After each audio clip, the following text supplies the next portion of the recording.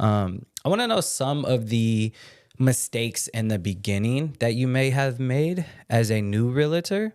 And then maybe some even mistakes that you're currently making as a seasoned realtor is like, and that can be just such as like, oh, like maybe I am just not balancing my personal life and my work life because we work 24/7, right? We're on vacation. Like, are there days you're probably like, why do I need to write this offer while I'm in Hawaii, right? So yeah, it would be cool if you can kind of go into that. If you are my buyers or sellers, I never make any mistakes. Yeah.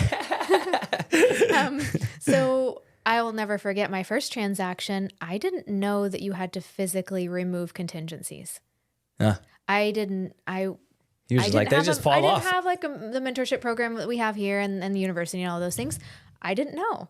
And I had to have like my first ever notice to perform that I've ever received from the other agent, like pushing me, like, you need to remove these contingencies. You're like, what does that mean? And I didn't even know. So, so that's why it's really important to like have a good training program because, we mentioned all these classes and things you have to take when you're studying to get your real estate test, but they're basically like law, and hopefully you'll never have to use any of that information. Most of it, like how many feet are in an acre, I've never had anyone ask me that. We can look it up on our phone. Yeah. But all of the ins and outs of actual real estate is not what you learn when you're going through all your courses, right? Yeah. We learn like as we're doing it, we learn, as you're getting into a transaction, all of the different tools of real estate.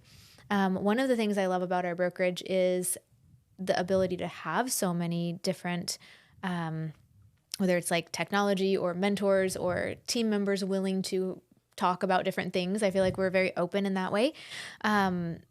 But at the same time, sometimes it's overwhelming to me because if you have more than like 30 clients that are kind of actively, like it's hard to keep track of everyone and hard to remember. Yeah. So one of my things is I'm kind of like an analog, like I like to write things down, but I still do a lot of my planning and calendar stuff digitally, which I think is like a kind of good mix of both worlds. Because I love Google Calendar. It's like my favorite. You thing do ever. Remember more things when you handwrite them, but then transferring them over.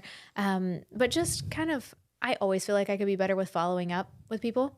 Yeah. I mean, we all could all the time. Yeah. And sometimes even like on our CRM, I'll put like my grandma on there. Make sure you call your grandma, like just so that it's like stays in there, right? Yeah. And I feel like that's something because I want people to all feel special and I want them to feel like I really care because I do. Yeah. And sometimes you're just so busy like working that you're like, oh yeah, what about these people? And what about these people? Yeah. So I think that's something that I always want to improve on is just being just better connected to people. Yeah, no, I like that transparency. I think for me, some mistakes that I've kind of learned and still learn is that like I just can't be everywhere, right? We can't be everywhere. And I'll give a real life example is when I first got into my previous brokerage, I was in every county, right? I was driving 200 to 300 miles a day.